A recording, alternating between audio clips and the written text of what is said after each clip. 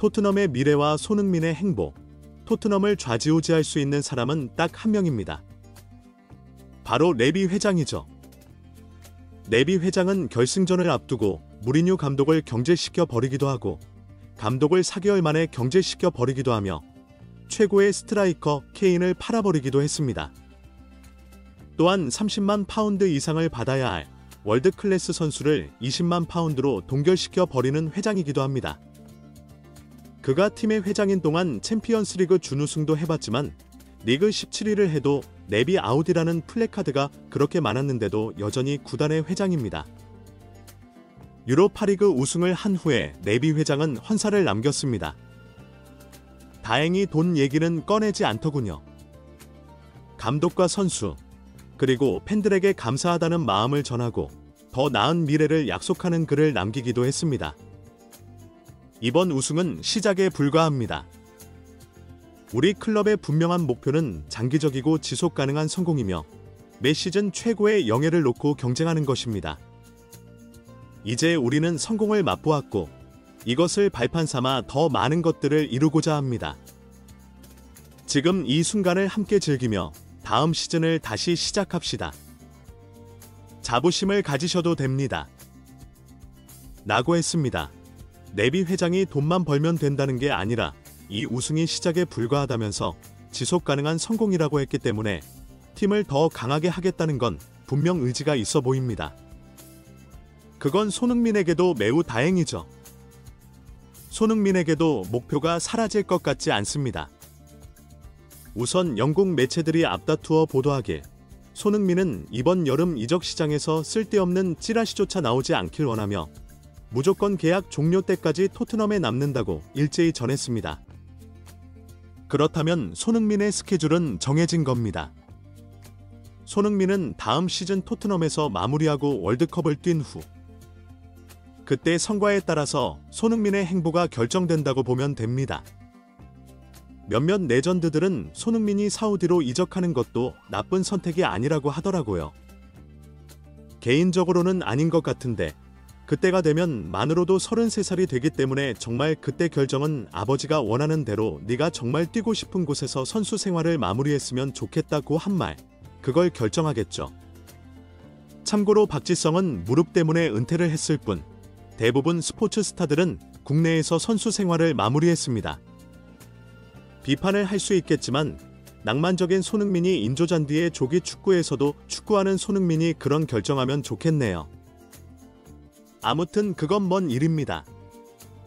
손흥민은 월드컵 최종 예선에서 깔끔하게 마무리를 지어야 하는 의무가 있고 토트넘 선수들이 한국에 오는 것을 준비해야 하며 그리고 몸 상태를 다시 끌어올려서 다음 시즌 이제 개인 커리어 욕심을 내는 플레이를 해줘야 합니다. 솔직히 이번 시즌처럼 손흥민이 플레이했다가는 정말 응원 포기할 것 같습니다. 리그 슈팅 39개가 뭐냐고요? 그건 진짜 아니잖아요. 내년엔 경기당 슈팅 3개는 꼭 나올 수 있길 바랍니다. 살라가 29골 넣었다고 난리도 아닌데 페널티킥 9골이고 슈팅이 100개가 넘었습니다. 엔지 감독이 말했잖아요. 손흥민이 리버풀에 있었으면 손흥민도 살라처럼 골 넣었을 거라고요. 엔지 감독도 그런 전술을 모르는 바보 감독은 아닙니다. 팀의 역량이 거기까지 안 되기 때문인 거죠. 하지만 이제 분명한 건 손흥민의 나이를 생각해야 하고 수비 가담하는 손흥민 정말 보고 싶지 않습니다. 그렇지 않습니까, 여러분? 살라는 올 시즌 거의 반 코트에서 활동했습니다. 38경기를 모두 선발 출전했습니다. 챔스도 뛰었습니다. 왜 그게 가능합니까? 체력을 비축시킬 수 있었으니까요. 하지만 손흥민은 경기마다 팀을 도우려고 계속 내려오고 이번 결승전 히샬리송처럼 플레이를 했습니다. 뒤로 전력 질주하는 것을 몇 번을 봤는지 진짜 눈에 아직도 그려지네요. 20대 중반이면 전성기 나이이니 오히려 수비 가담이 없이 뛰면 게으르다고 비판받겠죠. 하지만 이제 만으로 33살을 향해 갑니다.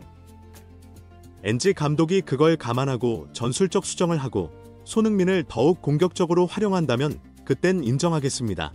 손흥민은 본래 골 결정력 최상위 선수였습니다. 그게 살짝 희미해진 것은 팀을 위한 헌신과 생각이 많아져서입니다. 이제 이룰 것도 이뤘고 NG 감독도 시즌 3에서 더 재미있는 걸 보여주려면 손흥민 극대화를 선택하길 바라겠습니다. 토트넘 선수단 개편의 필요성, 앞으로 떠나지 않을 몇몇 선수가 있습니다. 비카리오, 포로, 반더벤, 우도기, 벤탄쿠르, 메디슨, 존슨, 솔로몬, 베리발입니다. 나머지 선수들은 이적설들이 있었고 토트넘이 더 강해지기 위해선 더 강력한 선수들을 영입하는 것도 필요합니다. 우선 돈을 벌어 놓았고 선수들을 팔면서 추가적인 돈을 쓰면 더 좋은 선수들을 영입할 수도 있습니다. 로메로만큼의 강력한 센터백이 꼭 필요하고요.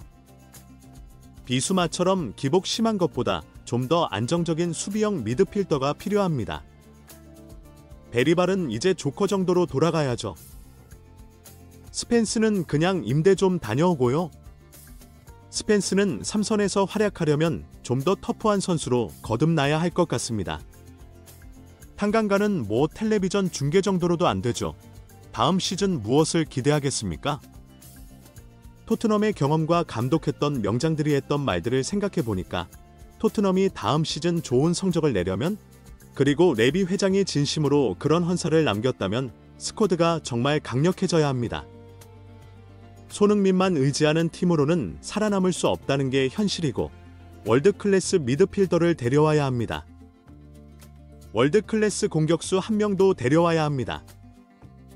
산체스는 아직 모르겠는데 드라구시는 NG 감독 스타일에 전혀 맞지 않다는 거 이미 확인됐잖아요. 로메로가 떠날지 안 떠날지 확정되진 않았지만 솔직히 안 떠났으면 좋겠습니다. 왜 그런지. 로메로는 사고도 좀 쳤고 부상도 자주 있었는데 왜 로메로는 호감이 가는지 모르겠습니다. 개인적으로 쿨루셉스키를 이참에 팔고 더 레벨 높은 선수 데려오면 딱 좋겠습니다. 그런데 우승했는데 목발 짚고 있는 것을 보니까 좀 안쓰럽더라고요. 쿨루셉스키가 고생은 했는데 그 스피드는 해결이 안 되잖아요. NG 감독의 거취와 전술 변화. NG 감독의 거취도 아직 정해진 것은 아니죠. 이번 38라운드에서 대패를 하자 눈치 없는 기자가 앞으로의 거취를 물었고 NG 감독은 매우 황당했습니다. 전례 없는 일을 했는데 거취에 대한 질문이 계속 나오는 것은 이해가 되지 않는다. 분명한 것은 지금이 토트넘의 중요한 순간이다. 그동안 나는 오랜 시간 성공하지 못했던 구단에 큰 영향을 미쳤다. 내가 맡았던 팀들은 내가 떠난 뒤에도 여전히 상위권에서 경쟁하고 있다. 지금이 토트넘의 경쟁력을 결정할 중요한 시기다. 그는 토트넘을 계속 맡을 것이고 맡고 싶다는 간접적인 의사를 표했습니다. 그리고 이어서 내가 부임하기 전 토트넘은 리그 8위였는데 첫 시즌 5위와 함께 유럽 클럽 대항전 출전권을 땄다. 그리고 2년 차인 이번 시즌엔 갈망하던 트로피를 들었고 챔피언스리그 티켓도 획득했다. 토트넘은 다음 시즌 더 높은 위치에서 경쟁할 것이다. UEFA 챔피언스리그 우승에도 도전할 것이다. 지난 2년간 나는 충분히 입증했다고 했습니다. 전술적 변화는 꼭 필요합니다. 그건 전제로 해야 합니다. 현재 BBC에서도 그냥 2년 동안의 NG 감독이 했던 경력만 보고 지금이 가장 경질할 좋은 타이밍이라고 했습니다. 그런데 알고 보면 NG 감독은 때마다 변화가 있었습니다. 결승전에서 27%의 점유율로 우승했습니다. 이전에 NG 감독을 생각하면 상상할 수도 없죠. 그가 선택하는 건 모두 이유가 있었습니다.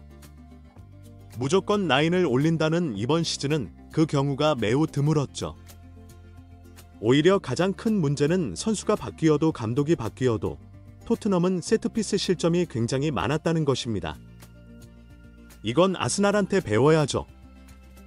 나머지인 부상자 속출과 선수들 레벨 차이가 분명 있고 리빌딩하듯 어린 선수들로 모험을 걸었기 때문에 NG 감독도 억울한 부분이 있습니다.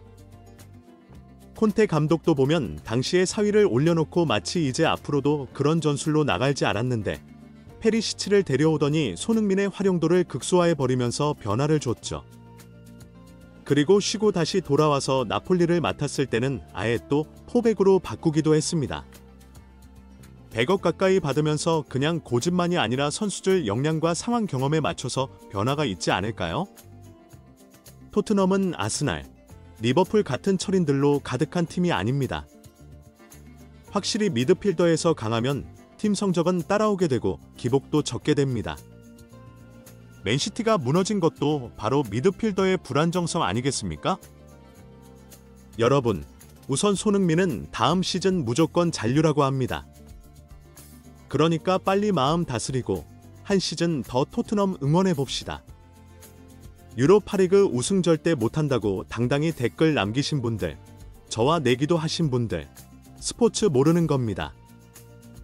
토트넘 다음 시즌은 어떻게 될 것 같으세요? 댓글로 의견 남겨주십시오. 손흥민, 더 큰 우승, 그런 우승할 방법은 없겠습니까?